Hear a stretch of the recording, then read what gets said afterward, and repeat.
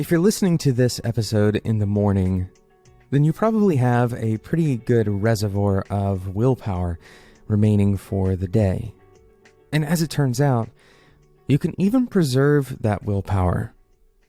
Most recently, studies have come out about ego depletion that challenge some of the previous ideas that we've even talked about on this show.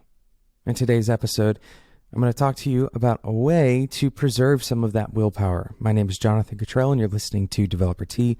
And my goal on the show is to help driven developers like you connect to their career purpose so they can do better work and have a positive influence on people around them.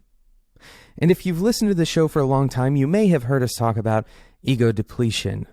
And this idea is that as you go throughout your day, as you make decisions, those decisions, you only have a certain number of decisions that you can make in a given day. And then eventually you lose the willpower to make those decisions as good as you were making them earlier.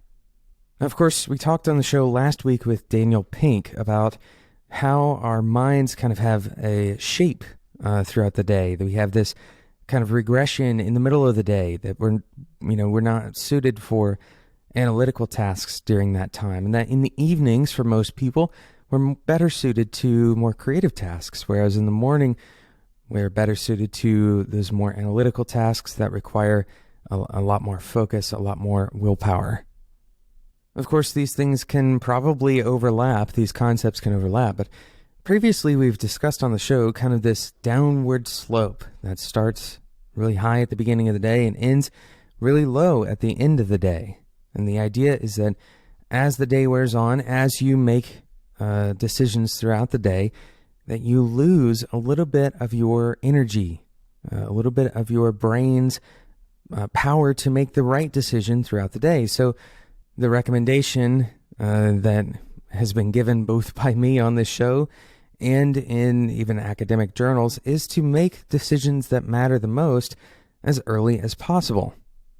Now, given the research that Daniel Pink presented on the show, this is still not a bad idea. Making really important decisions that require a lot of thought in the mornings is probably a good idea for most people. Of course, we talked about the different chronotypes in that episode, and so maybe for you it's at night. Go and listen to those episodes to learn more about that. But the reasons that we believe ego depletion was happening may not actually hold true. And so some more recent research has come out that ego depletion is more based off of what you perceive, off of what you believe about the work that you're doing. So more specifically, if you believe that what you are doing is difficult, then ego depletion will actually be real for you. You'll actually experience that loss of willpower throughout the day as you are, taking part in these difficult tasks, things that you perceive as difficult. However, if you do the same tasks and you perceive them as simple, you are much less likely to lose willpower throughout the day. Now, this isn't a magic solution. You can't just snap your fingers and suddenly believe something that you were believing was difficult is not difficult. It requires a little bit of legwork and perhaps some commitment and time for you to start perceiving things differently. And we're going to talk about ways that you may be able to help kind of move that process along in today's episode. We're going to do that right after we talk about today's sponsor, DigitalOcean. DigitalOcean is providing Developer Tea listeners with $100 worth of free credit to get started on their platform today. It's the easiest cloud platform to run and scale applications. From effortless administration tools to robust compute, storage, and networking services, DigitalOcean provides an all-in-one cloud platform to help developers and their teams save time when running and scaling their applications. DigitalOcean is also predictable, and with affordable pricing, you can leave complex structures behind. Always know what your business will pay per month with industry-leading price to performance ratios and a flat pricing structure across all global data center regions. Monitoring and alerting is included with all of your plans at DigitalOcean. And of course, you can scale to any size that you need flexibly. Go and check it out. Head over to do.co/TEA. That's do as in DigitalOcean.co/TEA for $100 worth of credit on DigitalOcean. Thank you again to DigitalOcean for sponsoring today's episode of Developer Tea. So we're talking about this concept of avoiding ego depletion by making things seem simpler. This is a complex topic because perception is always difficult to control and to talk about between different developers, people with different backgrounds, different experiences, different ways of believing about software. Some people may be able to perceive a task as simple, and another person may perceive the same task as very difficult. So which one is it? Is it simple or is it difficult? As far as your brain is concerned, it's whatever you think it is. Or I guess a better way of putting that is, it's whatever you believe it is. Now, of course, this doesn't mean that you can just start believing that writing perfect code with no bugs is easy and start doing that right away. This is more about finding tasks, finding work that is right at the edge of your ability, right? That is challenging, and approaching that work with the most effective mindset. Okay, so that's what we're going to talk about. I'm going to give you 3 ways to think about work that will make it seem simpler. And by making it seem simpler, it will actually become simpler. Right? It's not just about perception here. It's actually about, this is the way that your mind is interfacing with the work that you do. Right? So we're going to start with a very simple one, and that is committing to simplification as a standard. Committing to simplification as a standard. This is kind of a way of thinking about your work. If you're not constantly thinking about simplification, then you probably should start. You need to commit to this idea. So how do you do this? Well, for example, if you're just starting out as, learning as a developer, then you need to worry less about trying to learn every language that you see that's popular. And you need to worry less about learning every programming paradigm and reading every computing book that's on the shelf and getting all the way through the art of computer programming. Instead, focus on fewer things. Focus on fully understanding a smaller group of things, and only focus on one of those things at a time. This seems counterintuitive because there's so much information. There's so many ways of doing things. There's so many good languages, so many good books, good opinions, good patterns. And it seems like we're missing out if we don't learn a little bit of all of them. If we don't broaden our knowledge and try to capture all of them. Unfortunately, if we try to do all of them at once, this becomes nearly impossible for our brain to process, right? And so it's a much more effective way to learn if you can focus on a few smaller items first, and then eventually grow your knowledge more like a network. As you begin to learn other things, once you've kind of established that base of knowledge, you'll be able to compare them better to the original thing that you learned, right? If you have a thorough understanding of one part of programming, then you can understand the next piece in relation to the piece that you already have context for. I think it's important to note at this point that concepts in programming are not something that you learn and then put on a shelf and move on. Concepts in programming are things that you learn and then use consistently, and you take them with you as you're learning other things.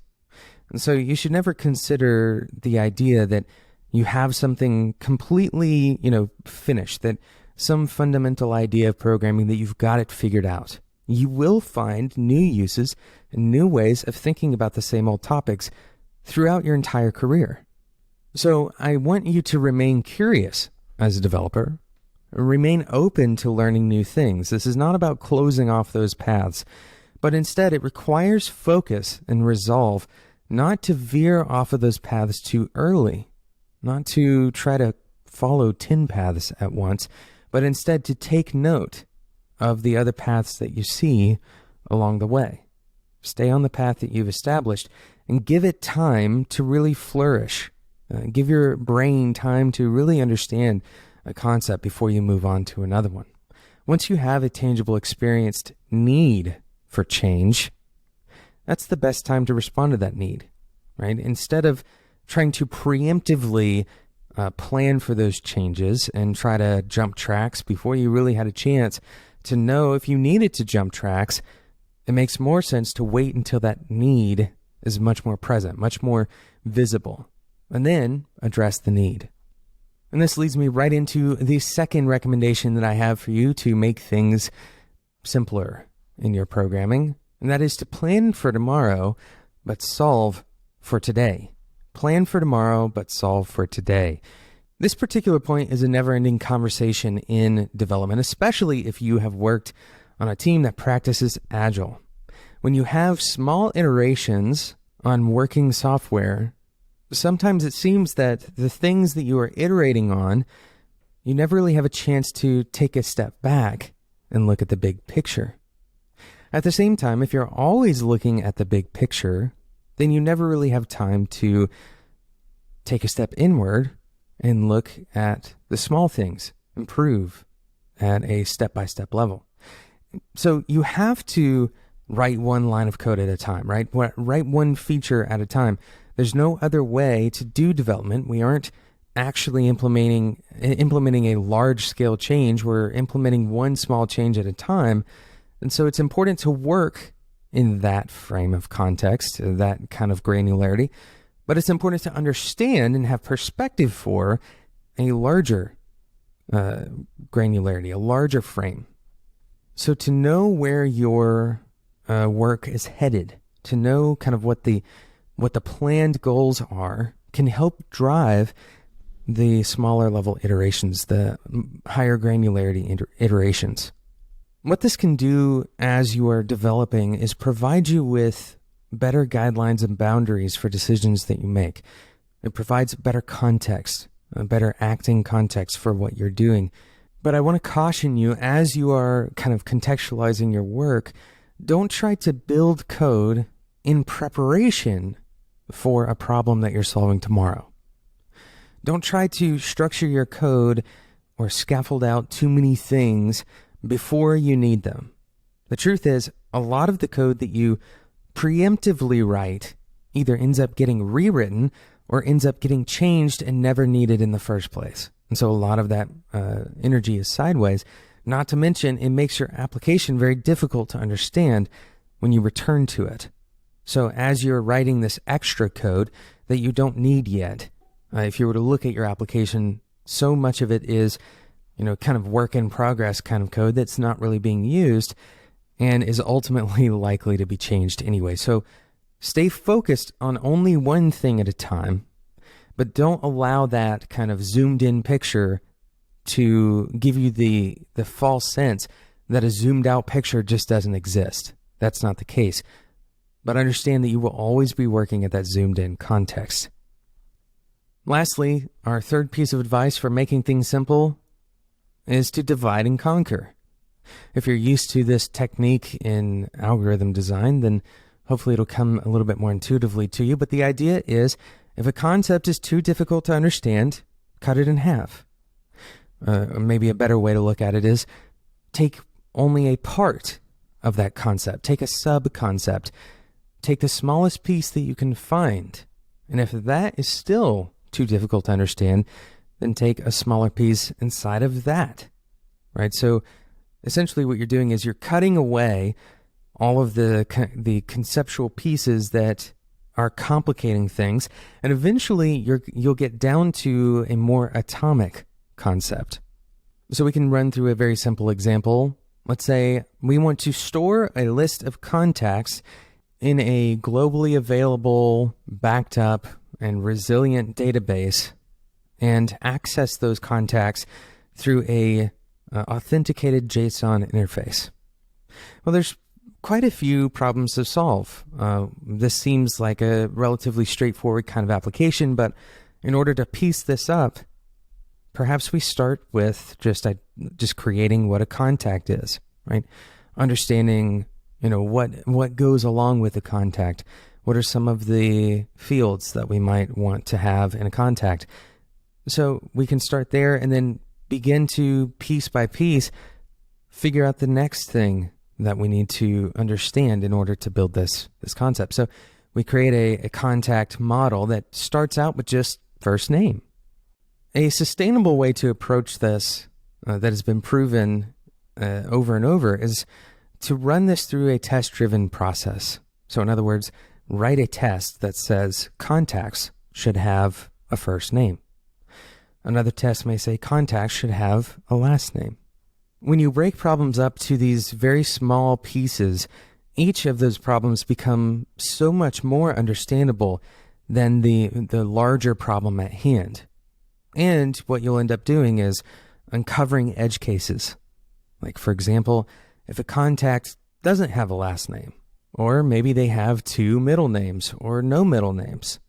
Maybe a contact has a nickname that's important, or they have a suffix or a prefix.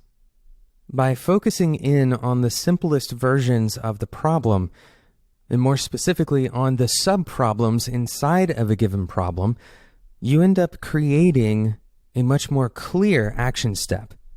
When you have a clear action step, your decision-making becomes much easier.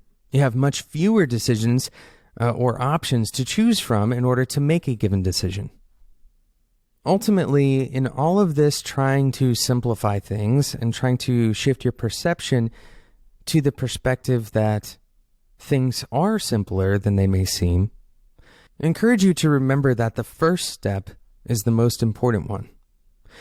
Things can be much harder than they seem in our minds until we get moving, until we actually act on them. If you constantly remind yourself that the process of solving a problem includes a lot of failure, then you may realize that those failures are easier to bear than maybe your brain wants to tell you they are. And because of that, things become a little bit easier because you are able to work through failures. Remind yourself that your brain is a powerful thing, and it's also a faulty thing. And so if you're trying to be perfect, well, no developer has ever been perfect. Instead, I want you to think about programming as a series of tiny problems. If you can focus on solving one tiny problem at a time and composing the solutions to those tiny problems in order to solve the bigger problem, then hopefully you'll start to gain this perspective that what you're doing is simpler. And instead of feeling depleted at the end of the day and feeling like your willpower is completely gone, you may feel energized by the end of the day. Focus on the problem at hand. Focus on the smallest version of the problem, and don't get ahead of yourself. And simultaneously, don't look back. Don't look back at previous failures, or don't look back at how long it took for you to solve that one bug. Stay in whatever you're working on right at this moment. And if you can stay with one thing at a time, simplicity will become the rule. Thank you so much for listening to today's episode of Developer Tea, and thank you again to DigitalOcean for sponsoring today's episode. Head over to do.co/TEA to get started with DigitalOcean today. They're going to give you $100 worth of credit to use on their services. Thank you so much for listening. If you haven't subscribed in whatever podcasting app you're using right now, I encourage you to do so before this episode is over. We publish 3 episodes a week, and it's easy to get behind, so I encourage you to subscribe so you get alerts when episodes come out. Thank you so much for listening, and until next time, enjoy your tea.